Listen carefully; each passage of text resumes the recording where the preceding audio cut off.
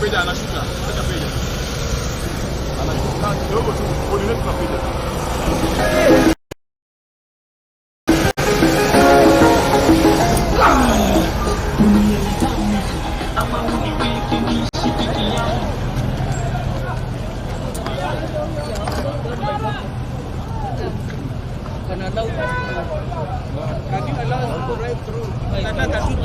I can't because it will interrupt what is going on. Yes, of course. It will interrupt the mission. We assume it will interrupt, allow us to continue. You confirm your meeting elsewhere, meet people elsewhere, but not using 1 minute.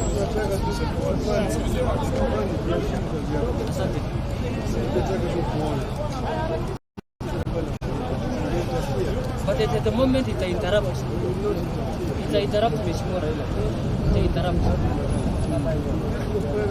It interrupts because we know what when you start talking, things will start unfolding. After clearing the work we are doing, we can allow you to come.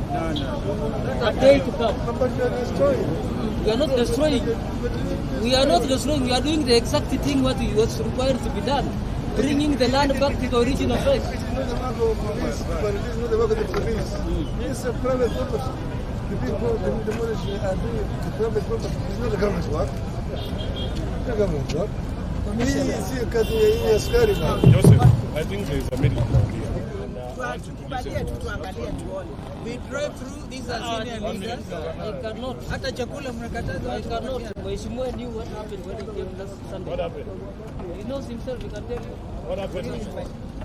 I came in and you know you refused me to talk to people? You told yourself people chased you away. How? They told you leave us alone, we are peaceful, we don't require you at this hour. That's exactly what happened. Now if we come in big delegation like this, we can't, everything will go wrong there. And people are very, very peaceful. Even us, they want just assistance to be guided to remove their things.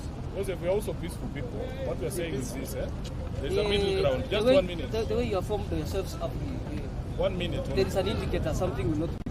1 minute only, I want to explain.